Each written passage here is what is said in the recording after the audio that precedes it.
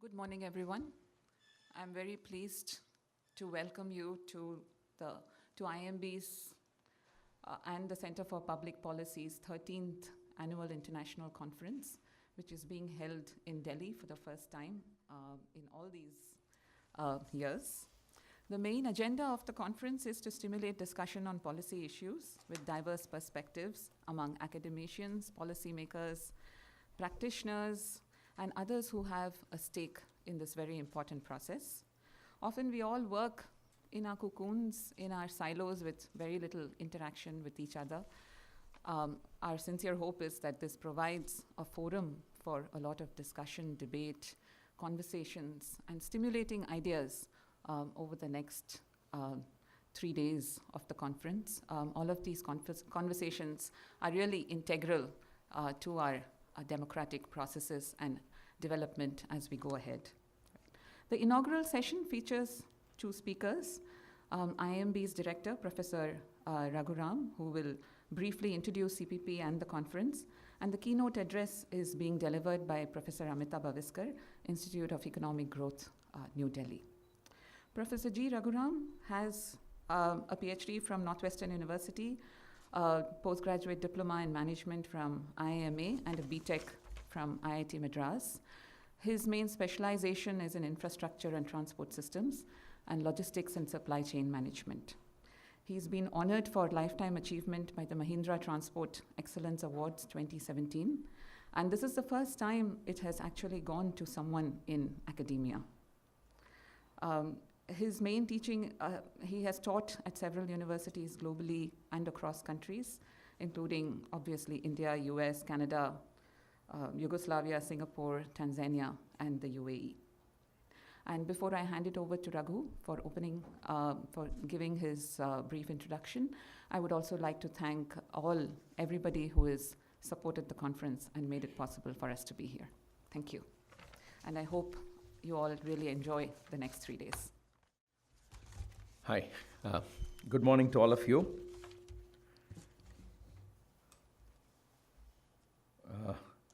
I guess this is the first time these conferences moved to Delhi, and that is, I think, a special thing for the series of CPP conferences, this being the 13th. I'm hoping that we get the visibility that we are seeking because of this conference being in Delhi. That's number one. And of course, the second was that we should be able to, apart from being able to source, set of speakers who may be Delhi-centric, also the ability to influence some of the policy makers. I think I do see many of the sessions have people who, policy makers as part of the discussion panel or speakers. So that's the intended objective of this being here. So the theme of this conference, Inclusion and Exclusion, Policy and Practice. This is the third time that the same theme looks like it's a very important theme. In fact, I'm doing a session on maritime policy, and at the first instance, of course, inclusion and exclusion, the way we normally think about it, the first thought was more it's in the social domain, but then I realized that infrastructure, in fact, it's very critical. The idea of inclusion, at least more of inclusion, comes in because in many ways there has been exclusion. And of course it raises this critical issue which we will address, but I just want to bring that here because that infrastructure part is equally important. Do we want to bring in competition and include many in the supply side, which will actually include a lot more for the end citizen? versus do you want to be protective because we believe, also driven maybe by inclusion, that we want to nurture a group in terms of their expertise. I think this debate. So in fact, today morning, there's an interesting paper or article by Mr. Gulati on, where he's reflecting on some of the policies of Atal Bihari Vajpayee. And one of the things he was saying is that in Operation Flood, Kurian had, he wanted to protect it for the cooperative sector. And that, of course, gave us, kept increasing the milk production. But the real jump came when it was delicensed, that it was no longer restricted to the cooperative sector and, thrown open to everybody. So similar issues abound. And I must say, while I think on the social dimensions, be it education, health, where the impact is directly on the citizen, there's probably a lot more sort of attention on this. But there are sectors where it is more B2B. And I'm again referring to a sector that I'm familiar with, which is the infrastructure sector, where some of these issues are hidden in a very significant way. And probably not enough research gets done. So just to reflect on some of the earlier themes that this conference has had, 2005 was the first one, that the CPP, which was set up in 2000. So we started with designing and promoting effective institutions. Of course, the themes had to be, I guess, inclusive in their own way in terms of, the titling. So designing and promoting effective institutions, then focused on rural livelihood, focused on PPPs and urban governance, and then managing global economic challenges. I think then macroeconomic crisis towards inclusive growth and sustainability in 2010, strengthening institutions and enhancing governance, then societies in transition, then infrastructure, hard and soft. 14 and 15 looks like we didn't have sub-themes. And, and then, of course, the sub-theme again came in on inclusion and exclusion for the past 3 years. So I guess in its own way reflects our search of different aspects of public policy and management. And so that's the... there are variety of interesting sessions, which, also there in the, what has been given to you. Just wanted to highlight a few. Let me get to the plenary sessions. So right away we have one by Amita, and then there's one on diversity and inclusion in institutes of higher education,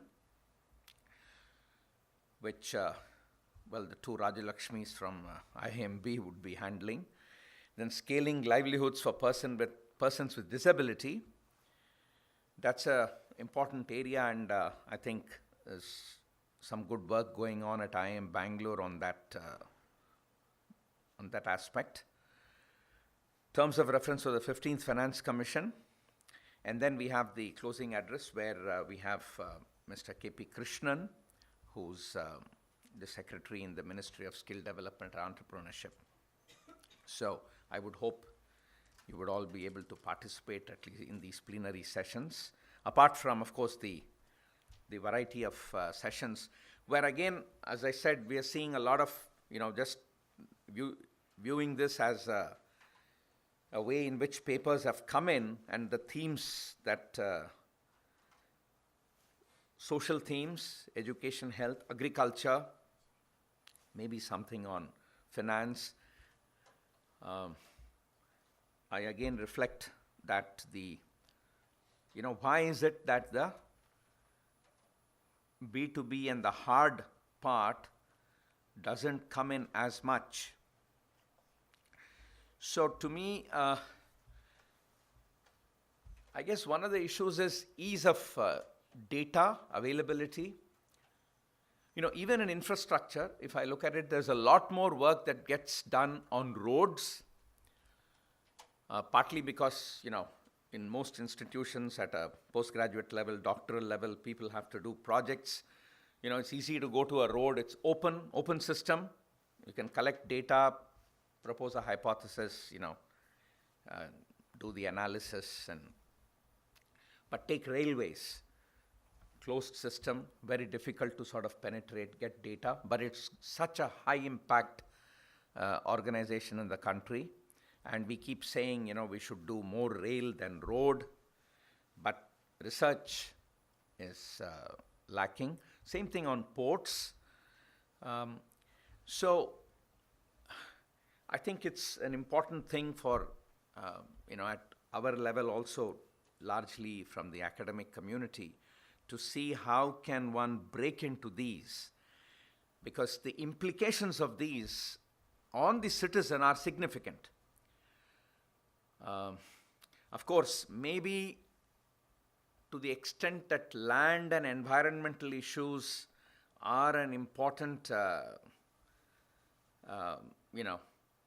domain that infrastructure has to worry about, there is probably some amount of work that's happening, though not enough.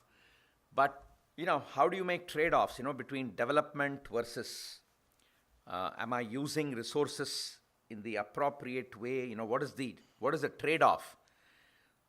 If mangroves are, we're losing mangroves due to a port, is it okay or not? So that's one area where I think there is a dearth of research. And usually, policy making, therefore, there are many times the policy making is, if I can use a strong word, knee-jerk. A ministry that I'm familiar with, that's Ministry of Shipping, it's usually there are these stakeholders who are a lot more out of a commercial interest. Ministry then, sometimes things go to court, and that's how the resolution happens. And then court says something, then the ministry has a knee-jerk reaction. The larger implications are rarely researched in the, to the extent they need to be.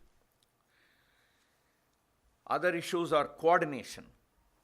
I think, unfortunately, we are all subject to structures that have evolved maybe for some good reason.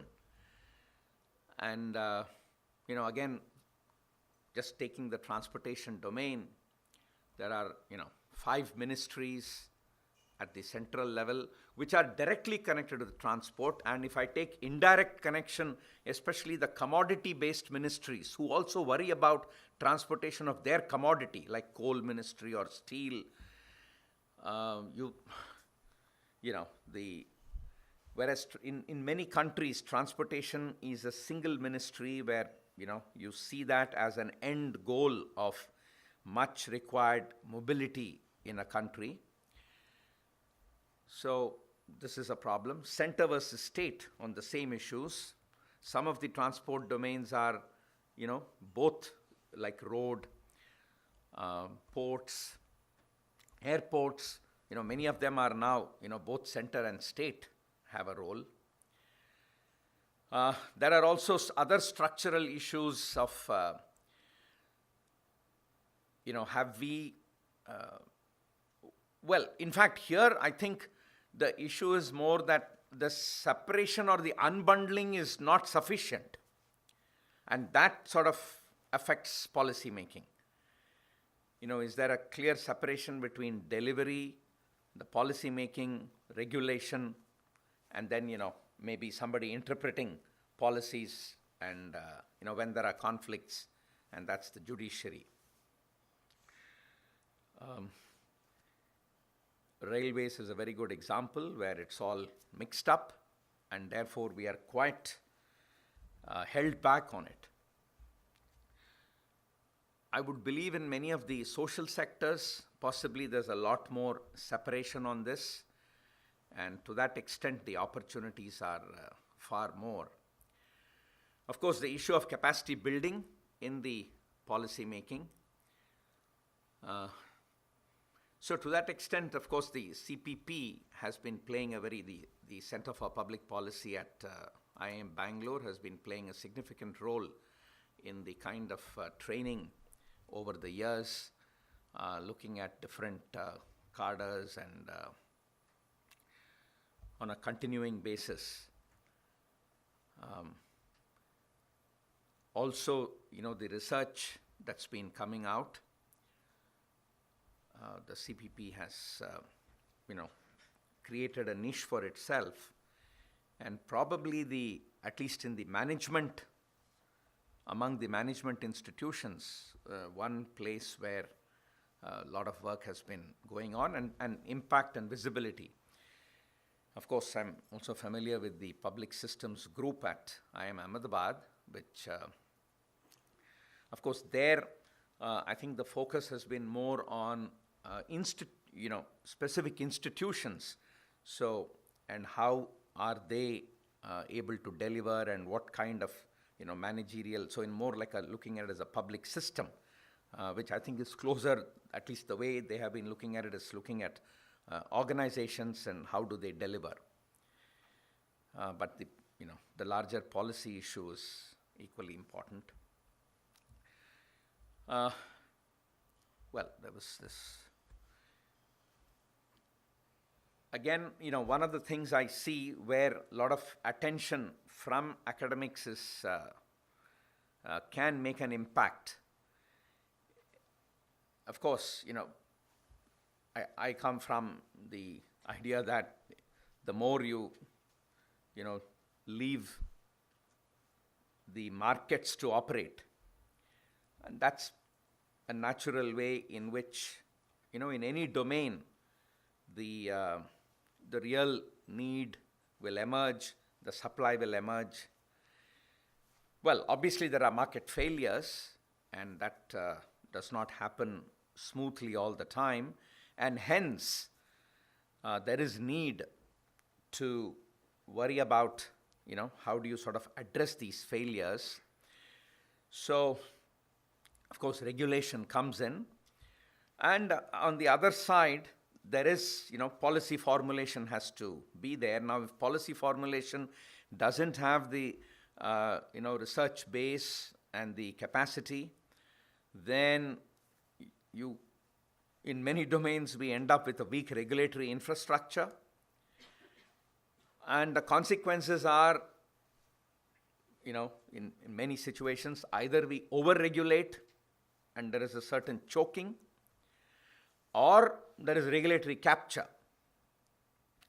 So, the stakeholders are in a position to influence the regulators. And then many times, we just have to defer to courts to interpret, or many times the policymaker and the stakeholders both know what is the right thing, but neither would take the decision, and then we have to sort of go to courts, which creates its own overheads in the country. And I see this sort of happening in many domains. So we got to break this, and I think there's a very significant role that good academic thought with, of course, the data and the analysis, that we can do something about it. Fine. So I think those are the thoughts I would leave us with, and I must thank the organizing committee and our faculty who've been the core organizers, staff team, and I see a lot of other support, our doctoral students, our research associates. So I look forward to a good conference and wish you all the best. Thank you, Raghu. You've, I think, thrown out some interesting thoughts on the role of markets and policies and regulatory structures. I'm sure we'll have some questions that we'll take at the end. Now I would like to welcome and introduce Professor Amita Baviskar, who's a professor of sociology at the Institute of Economic Growth, Delhi. Amita has a BA in economics from the University of Delhi, MA in sociology from the University of Delhi, and a PhD in developmental sociology from Cornell University. Her research focuses on the cultural politics of environment and development in rural and urban India, with particularly examining social inequalities and natural resource conflicts, environmental and indigenous social movements, urban environmental politics, and the anthropology of development. Her first book, In the Belly of the River, Tribal Conflicts over Development in the Narmada Valley, and other writing explores the themes of resource rights, popular resistance, and discourses on environmentalism. She is currently studying food and agrarian environments in Western India. Professor Baviskar has taught at the University of Delhi and has been visiting scholar at several universities, including Oxford, Stanford, Cornell, Yale, Sciences Po, and the University of California at Berkeley and University of Cape Town, South Africa.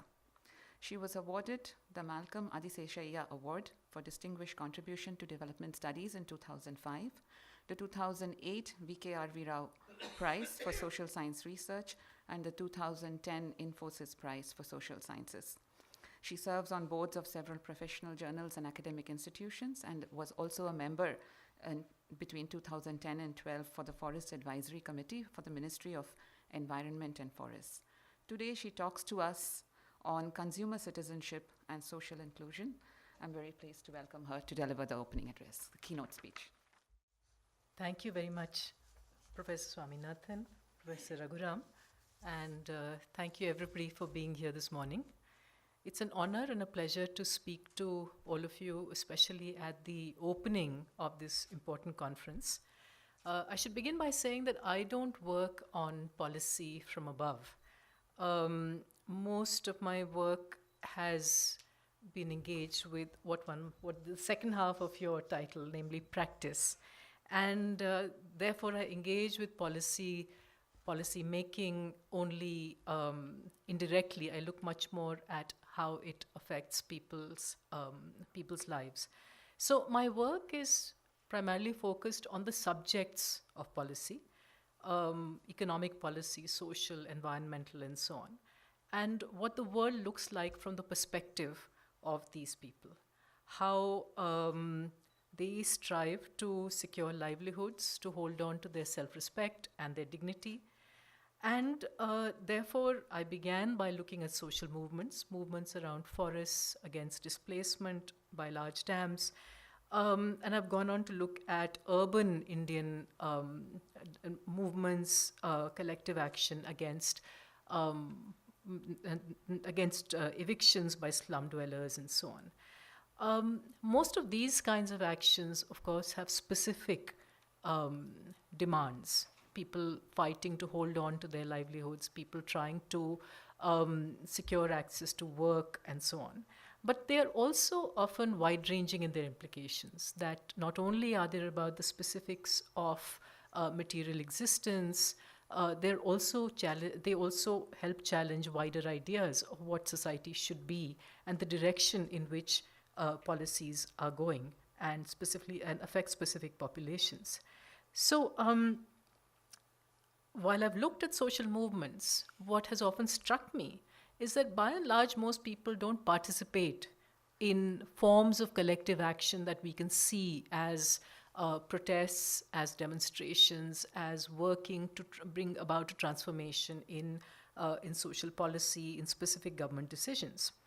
For the vast majority of people, especially disadvantaged people, that kind of collective action is simply not possible. It's too costly, or their situations are too desperate. Many of them faced with even catastrophic state actions which will be catastrophic in terms of their very existence, often just choose to move because they lack the resources to be able to fight.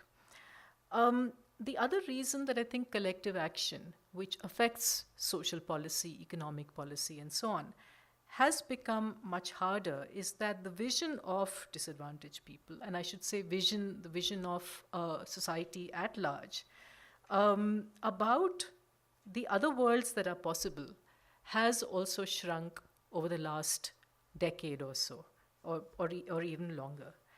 And I think it is this diminishing of imagination, of being able to think about alternative worlds which are more fair, which are more just.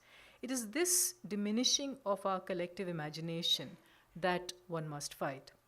So, what do people do? Those who have scant resources, whose economic and cultural capital doesn't allow them to challenge the hard circumstances that they face. Well, one of the answers that I'm going to present before you today is that people who cannot engage in social movements eat Maggi noodles. And that's going to sound like a flippant or even trivial response to what people actually do, but hear me out and you will see the connections between instant noodles and social inclusion. Let me begin by telling you a little bit about Maggi for those of you who unusually don't know that this brand of instant noodles was introduced in India in the early 1980s by Nestle. And now it's not only a popular snack, but it's a favorite comfort food for an entire generation of urban young Indians. What is the secret of Maggi's success, and what does it tell us about taste and desire in a consumer economy in a deeply unequal society? At first glance, the fast-rising consumption of these industrial foods seems to be a familiar story about the commodification of diets by multinational corporations. However, I'm going to argue today that the success of global capitalism is not a foregone conclusion when it comes up against nationalist politics. And at the same time, the popularity of processed foods is a form of consumer citizenship, as poor and low-caste people who are discriminated against, in part for their food practices, aspire to eat fetishized commodities that allow them to belong in a modern and affluent world. So my talk today is part of a larger project on industrial foods and how they transform social relations and agrarian environments in India. And apart from looking at industrial foods, such as processed goods, I also look at poultry and at palm oil. So a little bit about noodles, especially Maggi in Delhi. If you were to walk along Chhatra Marg, the main thoroughfare of Delhi University campus, as I did some years back, I noticed that the usual roadside vendors of snacks such as bhel puri and peanuts had new competition. On the low wall of the arts faculty compound, next to a tea stall, stood a hissing portable stove on which simmered a saucepan, to which a slim young man added chopped cabbage and shredded carrots.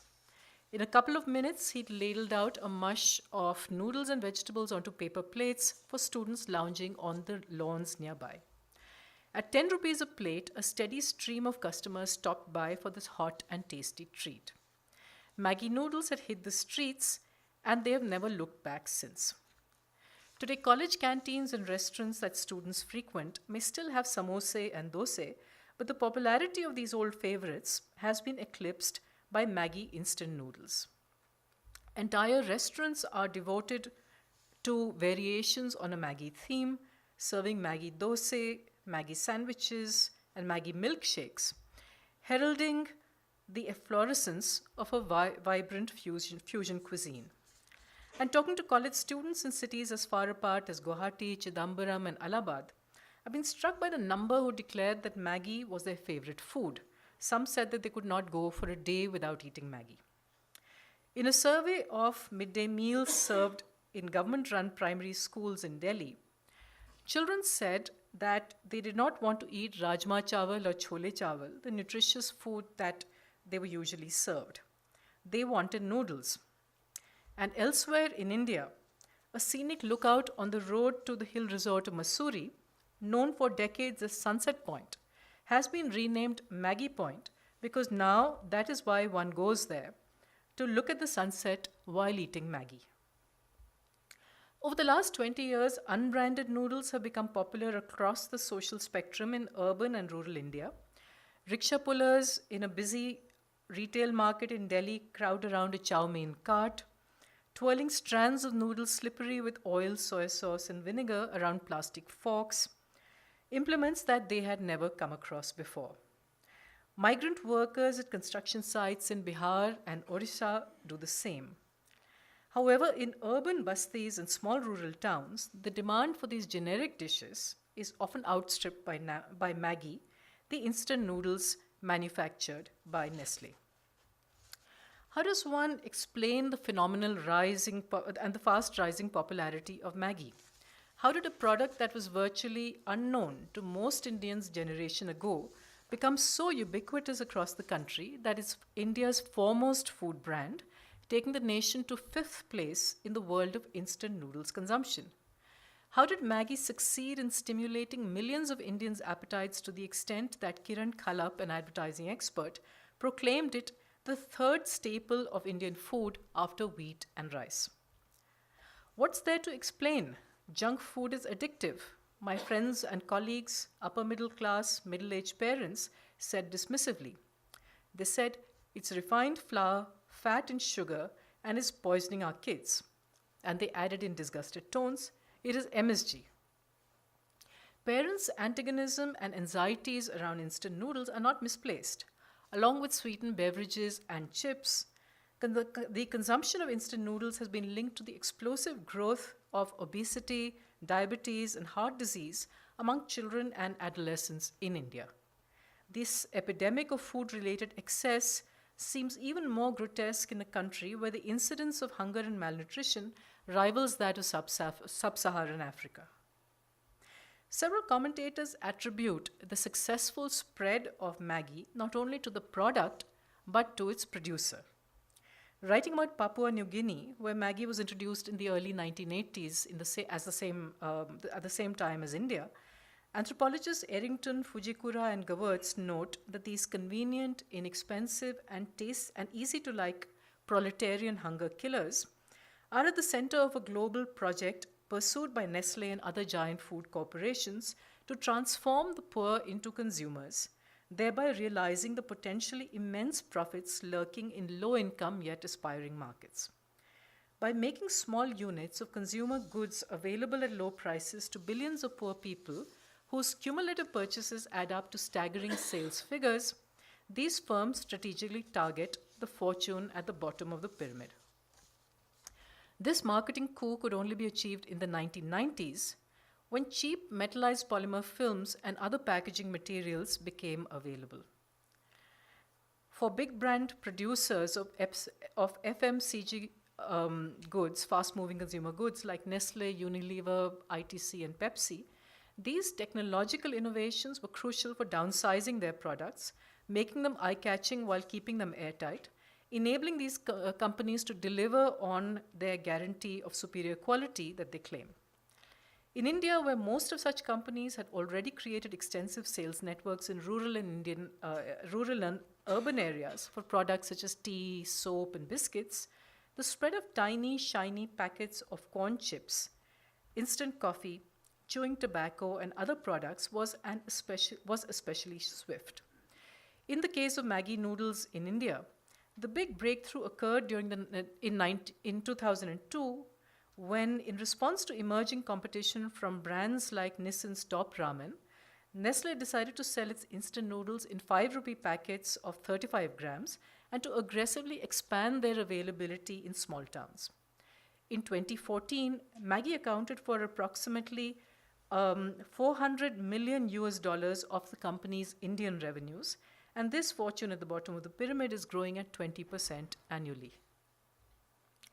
Errington and others place instant noodles in Papua New Guinea among what they describe as a range of globally flowing, industrially produced commodities that grease the skids of capitalism as it extends its market reach, easing people worldwide along a path of capitalist acquisition and consumption. From this perspective, Maggi is one of a long line of consumer products, most notoriously Coca-Cola, that globalized and homogenized tastes around the world while teaching new populations to desire and seek more of the same. They represent the triumph of capitalism on the march. This analysis is persuasive, but it is also one-sided. It's true that Maggi noodles are quintessentially industrial foods, mass-manufactured food commodities produced using capital-intensive technologies and distributed by corporate firms. And industrial foods have played a major role in shaping food production and consumption in India and the rest of the once colonized world. In the 1960s, the Green Revolution, with its package of hybrid seeds, irrigation, fertilizers, and pesticides, industrialized agriculture and standardized wheat and rice as dietary staples across Asia. Industrial foods were built on that foundation as firms process wheat and rice and package them into even more profitable forms that have become an increasingly central parts of diets across the Indian subcontinent, especially among the poorest sections of the population. Like white bread in the United States, industrial foods are fast becoming the lowest common denominator in diets across classes and regions in India, edging aside culinary diversity and replacing small localized products with uniform mass-manufactured commodities. Pushed by a multinational corporation that uses its brute market muscle and imaginative advertising to seduce consumers, the success of Maggi could be interpreted as a capitalist coup in which India succumbs to globalization. Such an account of global capitalism that Errington and others provide treats its victory as a foregone conclusion. It suggests that transnational corporate economic power, which includes the ability to fetishize commodities by investing them with glamour, almost always triumphs over local small-scale forms of production. However, in India, such an analysis runs up against the fact that the country has historically had a highly fraught relationship with foreign products. In fact, Indian nationalist identity was built around a rejection of foreign goods and companies, a strand of political consciousness that continues to influence consumers today. Ideas of citizenship remain closely tied to discourses of consumerism marked by debates about exploitation and extraction, westernization, tradition, and modernity, which thread through colonial and post-colonial nationalist cultural projects. After independence, the idea of indigenous production and consumption continued to be central to imagining the nation and its citizens during the 1950s to the 1970s. Satish Deshpande describes how the state took the lead in promoting import substitution industrialization through Soviet-style 5-year plans, with investment in capital-intensive infrastructure, dams, steel plants, nuclear reactors, and dedicated industrial towns like Bhilai, Rourkela, and Bokaro, where the citizen was meant to be a producer patriot. Spending on consumer goods was strictly controlled through fiscal policies, as well as a public ethos of austerity that frowned upon conspicuous consumption. This style of citizenship, however, also generated barely concealed cravings for foreign goods, aptly described as cargo cults, where access to imported whiskey, jeans, chocolates, and other commodities became a mark of status and sophistication among the elite. As William Mazzarella observes, it was only in the 1990s, after policies of economic liberalization opened Indian markets to foreign-made products, that the citizen came to be defined in public discourse by the right to consume. While access to consumer goods and the freedom to choose were considered fundamental political rights in the West by the middle of the 20th century, these ideas have had a far more contentious career in post-colonial settings where notions of sacrifice and service to the nation have complicated attitudes to spending on consumption, especially when it involves products with foreign associations. Thus, the acceptance of Maggi noodles by Indian consumers, or for that matter those in Papua New Guinea or elsewhere, cannot be taken for granted, and nor can the larger triumph of global capitalism. Now, Nestle has tried to overcome the potential stigma attached to its foreign origins by deploying a strategy of all around vernacularization for its noodles. Unlike Coke, McDonald's, and KFC in India, Maggi's promotional campaigns do not have a global reference, nor do they refer to the cultural allure of America. Maggie's glamour is anchored in Indian icons and values, led by the movie superstars Amitabh Bachchan and Madhuri Dixit. Its advertisements draw upon a familiar Indian trope of unity in diversity to portray citizenship as shared national belonging constituted through identical consumer practices. One Maggi ad, for instance, cuts from a fisherman in the sea off the Konkan coast in western India to young Tibetan monks in the northern Himalayas, all enjoying this national dish. The vernacular is used literally in the advertisement, where children bound into the house shouting, "Mummy, bhook lagi hai," to which the mother replies, "Bas, 2 minute," as she turns to the stove, placing a saucepan of water to boil. "Bas 2 minute" is Maggie's main slogan, marrying the promise of instant gratification to mothers' desires to quickly satisfy their children's hunger, an enduring cultural value across India, if not the world. Rather audaciously, Nestle also depicts its noodles as a way of transmitting family tradition, a bond between mothers and daughters. One ad shows a girl cooking Maggi while her mother watches, bristling with disapproval. But the mother's misgivings are soon replaced by a gratified smile when she sees that her daughter has cooked Maggi exactly the way that she does. So, with its emphasis on the sociality around food, the bonding of families and friends, Nestle has taken an unfamiliar food and domesticated it so thoroughly that producers and consumers have begun blurring the boundaries between the global and the local, the new and the original, through a set of tactics grounded in flexible ideologies of trust, comfort, and intimacy. Yet Maggie's claim to represent the nation remains tenuous and requires constant maintenance. A major identity crisis for the product occurred in 2015 when state regulatory authorities reported that samples of the Tastemaker flavoring sachet contained MSG and were contaminated by excessive lead, leading the Food Safety and Standards Authority of India to ban Maggi nationwide. To show its commitment to consumer safety, Nestle withdrew Maggi from 3.5 million outlets and burnt 37,000 tons of the noodles. After getting government clearance, Maggi was relaunched 5 months later, but it lost a good deal of ground. It was then that the yoga guru Baba Ramdev, who started a fast-growing packaged food, cosmetics, and medicine empire under the Patanjali Ayurved brand in 2006, launched his own natural noodles. Patanjali claims that its noodles are not only healthier and cheaper, they are also Swadeshi, or indigenous. So, on the rather ironic battleground of instant noodles, Maggie's claim to national belonging now contends with Patanjali noodles' credentials to a more authentically Indian identity. And this shows how the apparently inexorable ascendancy of a multinational food product is in fact a process marked by risks and reversals. I should just mention for those of you who are wondering that this packaging is a spoof. This is not the Patanjali noodles, but a takeoff by a comedy website. Now, this argument that Maggi has succeeded because it is a classic proletarian hunger killer promoted by a global capitalist corporation also fails to account for the product's cultural meanings in a nation defined by sharp economic and social disparities. As you know, food in India is governed by a Hindu-dominated cultural matrix renowned for the formidable complexity of its dietary rules that vary across castes, religions, and regions. Stigma and discrimination based on ideas of purity and pollution surround low-caste and working-class practices around cooking, eating, and sharing food.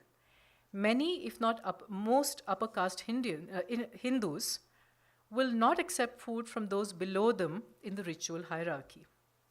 Until recently, even in the public sphere, caste discrimination was evident in the notorious two-glass system where village chai shops would maintain a separate set of glasses for Dalits, so that upper caste patrons would not inadvertently come into contact with their so-called polluting touch and bodily fluids. Forced by birth into so-called polluting occupations such as dealing with human excreta and animal carcasses, Dalit cleaners are still given stale food and leftover scraps by their employers as a part of their wages. Among the ways of keeping Dalits apart and below is to look down on what they eat, especially by condemning their consumption of particular meats and animal parts. Forced by poverty to eat beef and pork, meats taboo to twice-born Hindus and Muslims respectively, and then reviled for doing so, many Dalits respond to their stigmatization by censoring themselves when talking about what they eat. For instance, most of my informants from the Dhobi and Khati castes in Gopalpur Basti in North Delhi were wary and only mentioned meat eating after they had warmed up to me. When asked about their favorite foods, informants would first tactfully observe, well, every tongue likes a different taste, and they would turn away from the subject.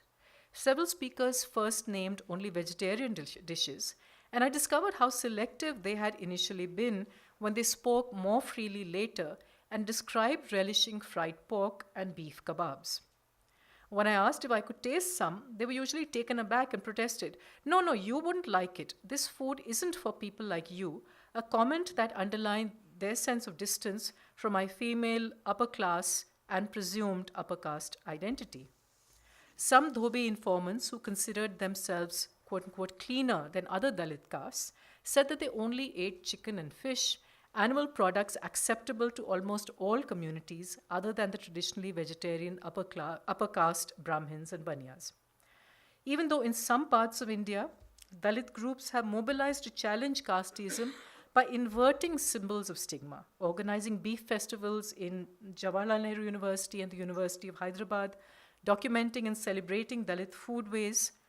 For many Dalits living in mixed neighborhoods, being discreet about what they eat has been essential for fitting into dominant society.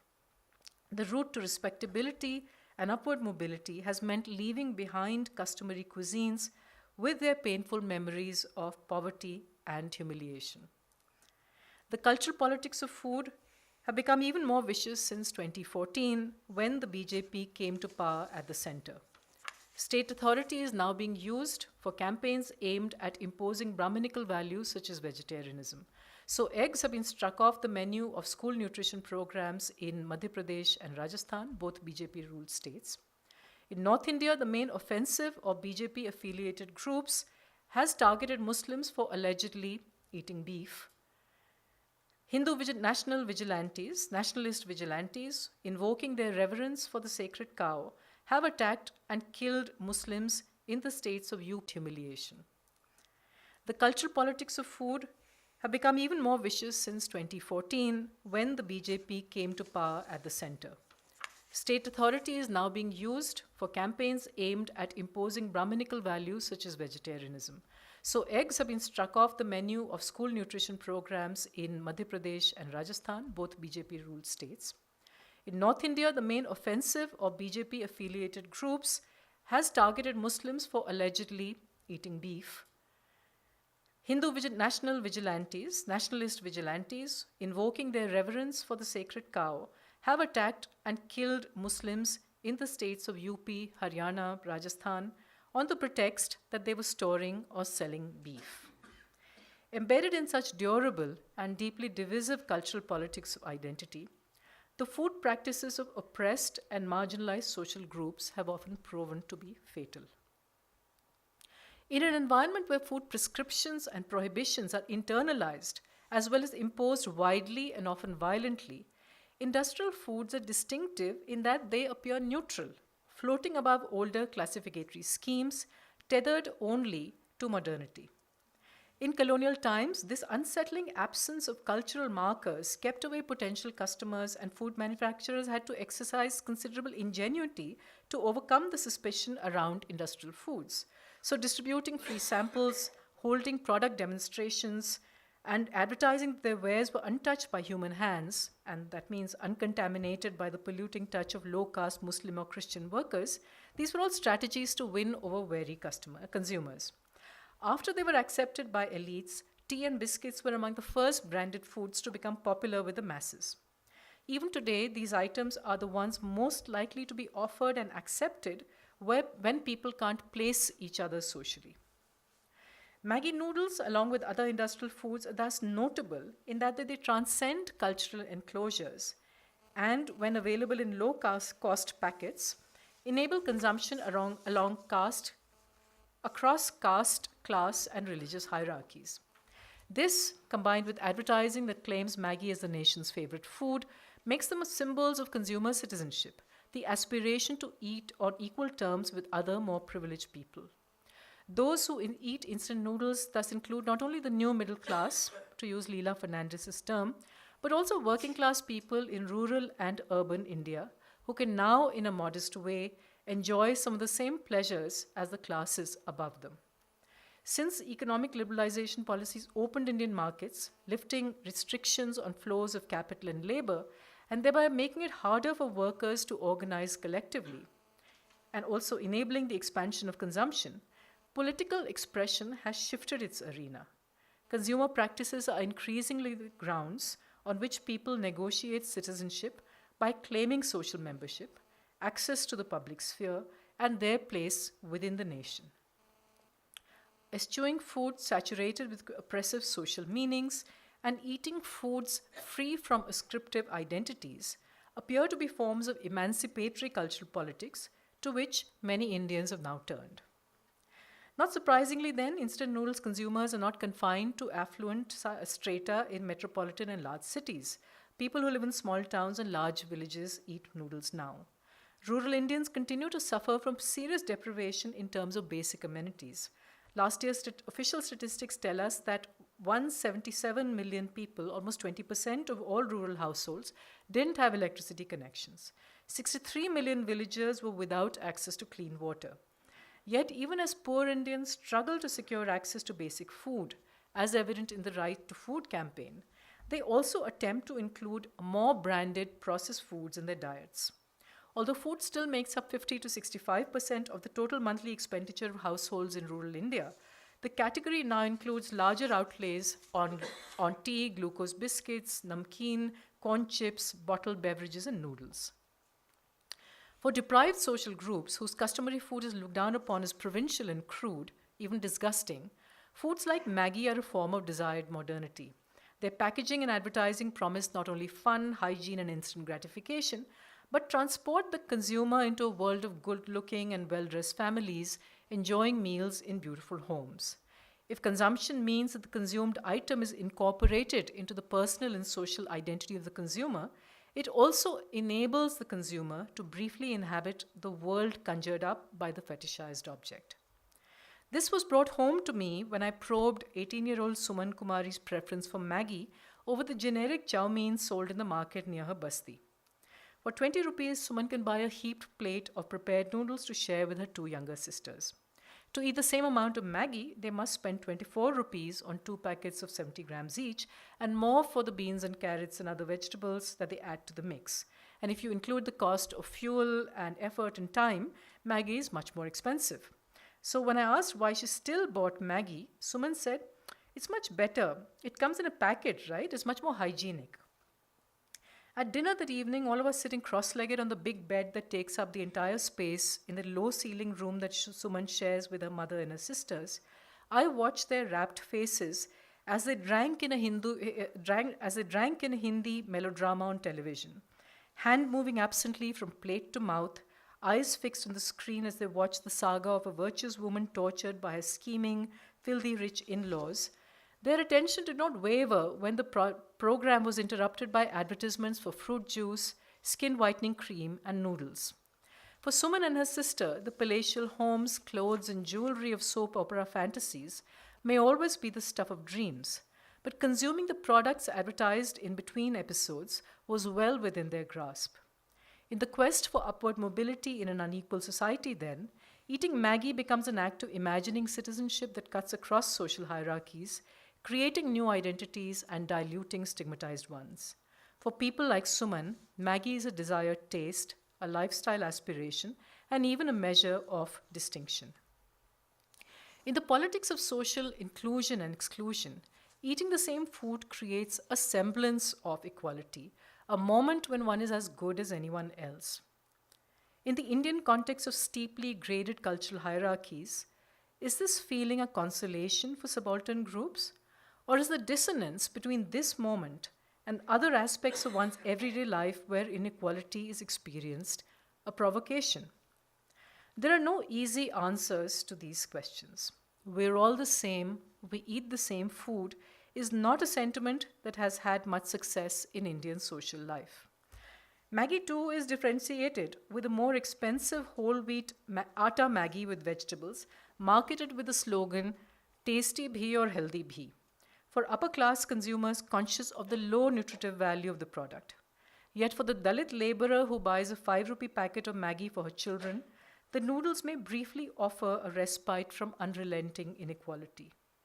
However fragmentary and fragile this feeling, it nonetheless challenges explanations that focus only on the crushing power of global capitalism by showing how, in hierarchical societies, industrial foods can be a way of escaping oppressive traditions.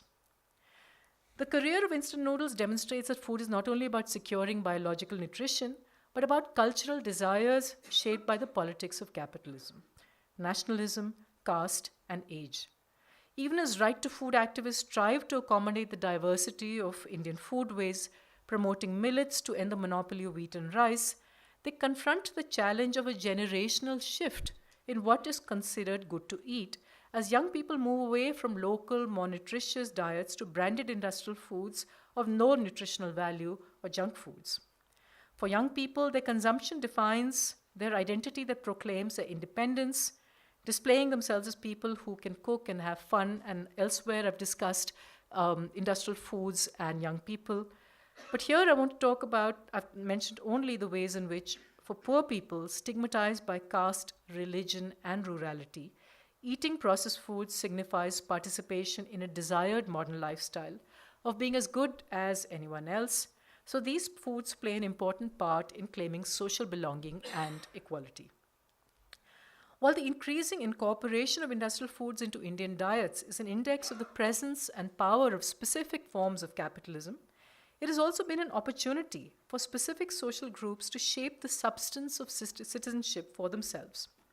This consumer citizenship, however contradictory and constrained by capitalist relations, reflects some of the changing contours of social inequality and aspirations in India, the questioning of hierarchies of caste and age, and the constitution of pleasures, large and small.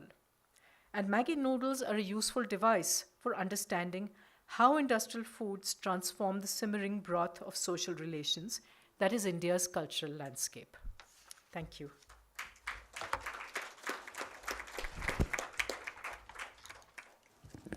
Thank you very much, Amita, for this really provoking, provocative connection. I must say, when you first started off talking about Maggi noodles and social exclusions, I did wonder what was going to come. I think you have laid out convincing, somewhat persuasive. I'm not fully persuaded, I think. But the floor is open to questions now.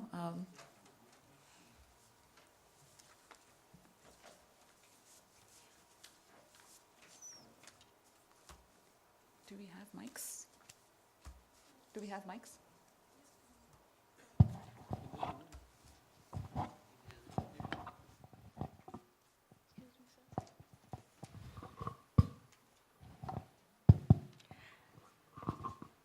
Thanks, Amita. Really provocative. I have two questions. One was actually about one of your fascinating photographs, the Baba Ramdev one. Am I right? And I kept sort of making sure my glasses weren't smudged, that in that thing there was a little blurb which said anti-gay something. Approved. So, anti-gay approved. No, so it did say that. It did say that. As I said, that picture is a spoof. It's Okay. yeah. This right. is not So the. it's not a real. So it doesn't also say that boy-child guarantee. Right. Correct. I didn't see that, but Yeah. yeah. Okay. But the other question I had was.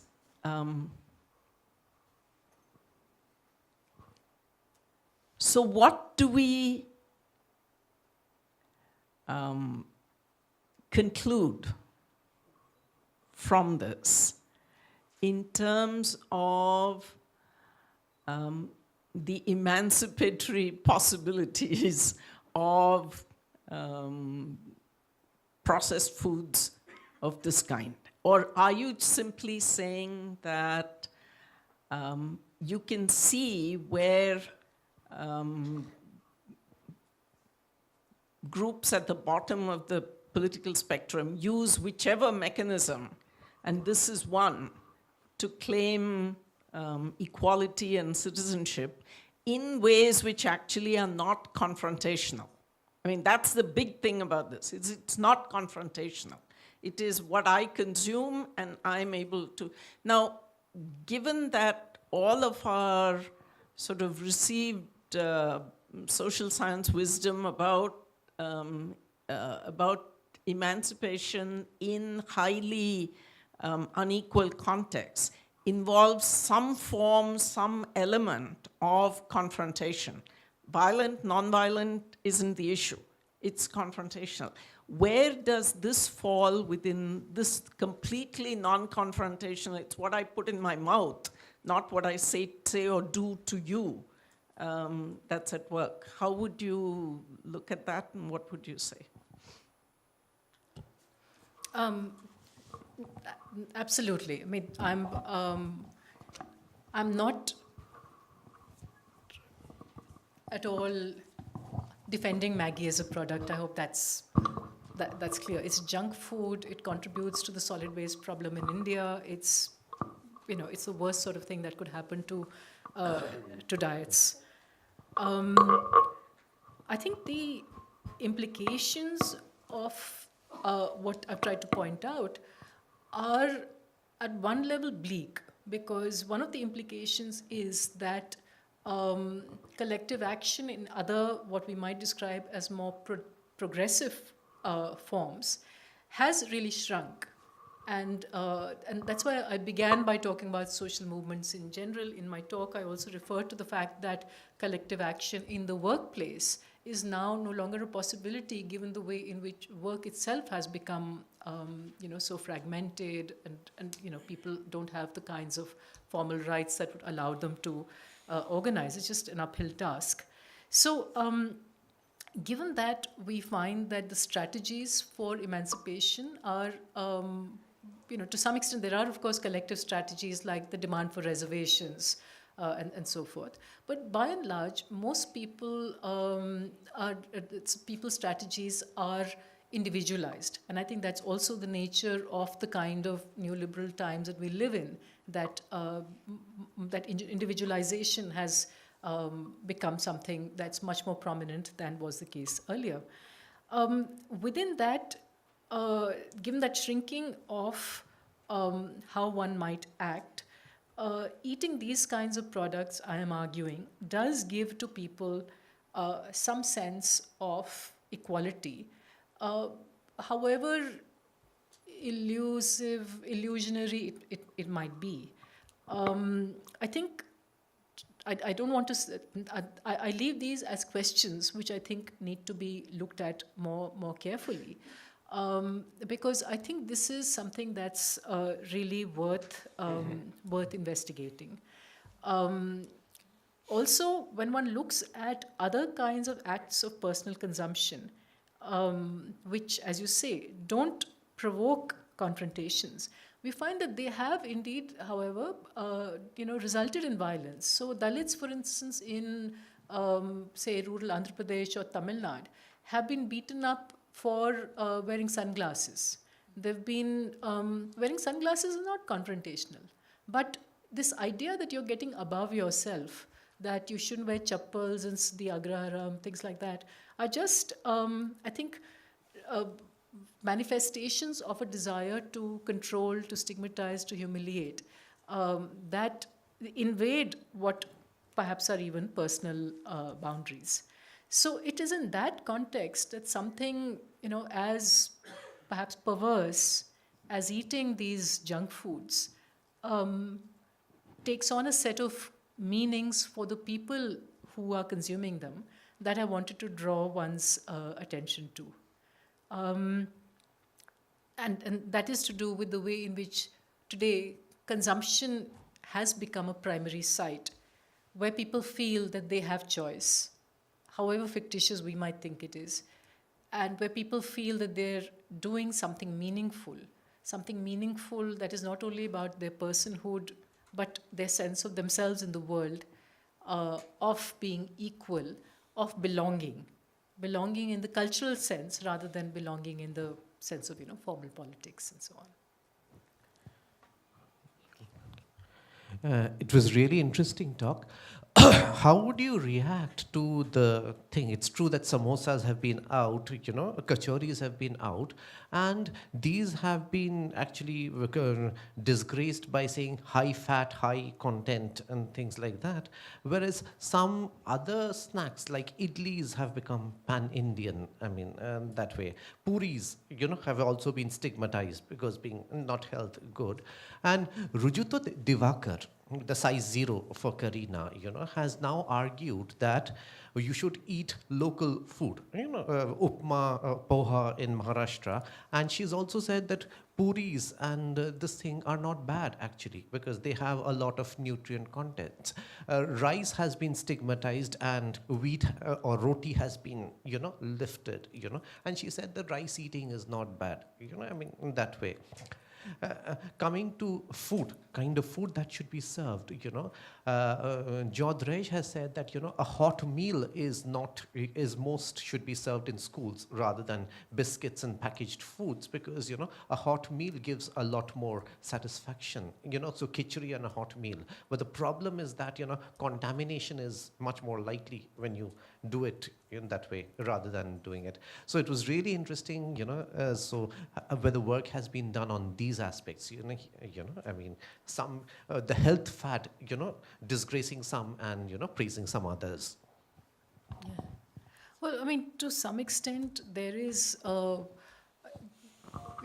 there's an, elites have always appropriated peasant foods at certain times. And I think what we have today with well-to-do consumers going to Fab India and buying whatever ragi or jwar or bajra or something, or foods which include them, is a concern about health and nutrition among people who actually don't really have that much to worry about. It also is a reflection of their ability to command labor. A lot of these foods are, require much more work to produce, which means that either you're employing domestic workers or you have a full-time, woman in the house who's doing all this labor-intensive cooking. So there's certain kinds of social arrangements that make it possible for certain people to eat, foods which, which require a certain kind of intensive processing in the home. At the same time, we have to remember that in some ways the hierarchies have been reversed. So what poor people get to eat now, especially in rice-eating states, is white polished rice, which is stripped of most of its nutritional content. And that's to do with the fact that, that's what the ration shops provide. So there's a way in which government policy is contributing to the availability of food that's causing, type 2 diabetes among even rural laboring populations. I think the argument about hot cooked food is, it should be self-evident. Not only is it more, fresh and nutritious, it supports local suppliers. It involves the community. Often there are, you'll have parents' committees that monitor or even help cook the food and so on. So all of these arrangements, need to be looked at carefully in terms of what they mean. But we also have to recognize that there are very powerful industrial interests that are pushing for food fortification, that are pushing for processed foods, which they say are quote-unquote more hygienic, to be served in schools. If one looks at soya, for instance, Anganwadi supplies, all kinds of soya, nutritional supplements, which are also a byproduct of the entire sort of global soya producing complex and so on. I won't go into the details, but I know we have to have a break. But I think there are all sorts of ways in which government policy, as well as just greater awareness about the way in which different kinds of people are able to eat different kinds of food, their social and economic circumstances, need to be brought into conversation with each other. I have a couple of comments regarding some of the claims that you made in your presentation. The first comment is regarding the fact that you mentioned that fast food is culturally acceptable in some sense, and that has really driven the demand for it. That's slightly in abeyance with my own personal experience, I would believe. I view fast food as some kind of a compromise, right? Particularly in the cultural setup of India, in order to align with modernity. And so one very common example is the example of gulab jamun, And there are two ways in which you can make gulab jamun, right? One is the very traditional way in which you start from scratch and put khoya. The other is about you use I don't know what the latest brand for making instant gulab jamun is, but we used to get the Gits packet, right, where you can make gulab jamun. And somehow I would view that many of my aunts would view the instant gulab jamun with disdain. It's just instant. It's not the original thing. So this is just one example to kind of outline why I feel that the fast food is not very culturally acceptable. So my second point is regarding your claim regarding Maggi noodles attempting to position itself to the proletariat. But actually, if I look at most Maggi ads, the people who figure in those ads seem to be upper class and perhaps upper caste women, and probably working women in order to kind of appeal to the fact that you can make something in 2 minutes and you don't have to go through the entire process. And probably it was an appeal to the 1990s and early 2000 generations, where we find that more people were entering the labor force, and perhaps Maggi fitted into that larger image. Yes. My third comment is regarding your attempt to combine Maggi with other brands such as McDonald's and perhaps KFC and to project Maggi as a symbol of modernity, and that's why in some ways it's emancipatory, as ma'am mentioned. I think it's different.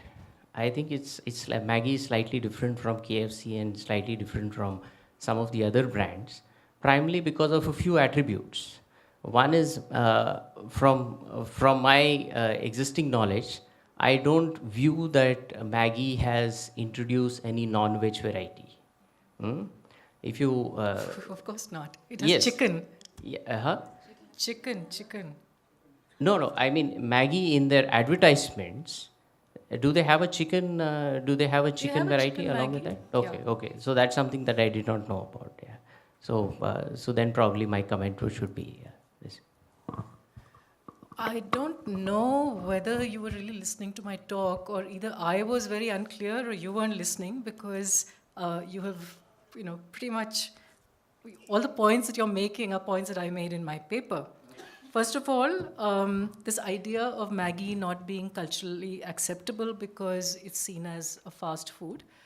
In my talk, I mentioned specifically upper middle class, middle-aged parents saying that Maggi was junk food. Most of my talk was not about that section of society. It was about poorer people for whom Maggi is a symbol of modernity. That's the argument that I was making, and that's the point that you seem to have thought is the opposite of what I said. Second, I also made it very clear that the ads for Maggi are all about aspiration. They're about well-to-do families, beautiful homes, lovely people, pretty children, and the availability of Maggi as a proletarian food is to do with its small unit size, its low price, the fact that it's distributed in large towns as well as in large and small towns as well as villages. So the very fact that it is a product that is affordable and within the reach of poor people's budgets, at the same time, it's something that they see as an aspirational product, something that allows them to belong to a world that to a fetishized world that the ads conjure up. That is the attraction of Maggi for people of a certain social and economic class. Other questions? I have a question. Okay. I think as chair, I'm going to extend the session by a few minutes. So I think my concern is with this whole concept of social inclusion and Maggi. Yes, if people are consuming so that they feel included and that this gives them, however, like you said, an illusionary perspective on belonging to an upper middle class, it's an illusion, right? I mean, and we know that. There's very little social inclusion for really poor people and very important aspects of their life. Given this also, the fact that there's so much pushback against certain cultural and food practices, and as you pointed out, that's become more vociferous now. We also see a consciousness amongst some of the oppressed of rising against it. There is more voice. There is more happening, right? You have your Jignesh Mewanis and you have other people coming in. So then where would you place this? Then are we saying that, obviously, even in the socially oppressed, the class is not homogeneous. It is very heterogeneous, right? So do you then see this rift between people responding or the fact that will there be some sort of a dissent against industrial foods like this that provide cheap food, but which is very empty? How do you think people will respond? Yeah. As you said, it's very hard to generalize about a country as large as India, even to generalize about its disadvantaged sections. I began by noting that, for every person who's involved in some kind of political protest movement, be it for Dalit rights, be it for, being a bhakt, that is a channel through which people feel that they're able to, that they want to realize certain kinds of politics that they see as emancipatory or realize a vision of the world that they see as desirable. It could be a Hindu nationalist world. It could be a world where people are more equal. It is a world where people have jobs. There is a way in which people's sense of deprivation, frustration, and anger is channeled into organized action. But for the far more numerous sections of our society, collective action is no longer possible. And I think there's structural reasons why that's the case, and ideological reasons why that's the case. The range of political ideologies that were available once across that spectrum has now shrunk. So given that, we can and should continue to strive for social change through, asking for, pressing for, agitating for the right kinds of social policies, not only policy on the part of the government, but also policy on the part of civil society groups and so on. That goes without saying. But I'm not entirely sure, and that's why I leave it as an open question, whether the sense of inclusion that people feel when they eat a certain way, when they use mobile phones, when they dress a certain way, or when they are able to say, use English words bring English words into Hindi or Kannada or something. That these are not things that give them a sense of self-respect, a sense of social inclusion. It might, to somebody from a distance, from the larger scheme of things, seem that it doesn't matter if someone doesn't have a decent job, if they're a part of this precariat that most of India's young people today are in. What does it, how can eating instant foods possibly give them how can that be a consolation? But I find, and this is something that I've interviewed hundreds of people about. They feel it makes a difference. They're making their choices in terms of not eating this and eating this, dressing a certain way and not the other way. So clearly, if we are empathetic to and give value to what people do, remembering, of course, and being aware that these are choices that they make in hugely constrained circumstances, but yet understanding those choices, then I think we have to look at this carefully and not dismiss it as, this is just, people brainwash people who are just doing what these big companies tell them. But I think people are also, that is a relevant fact, but there are also other reasons to do with inequality and inclusion that we must consider.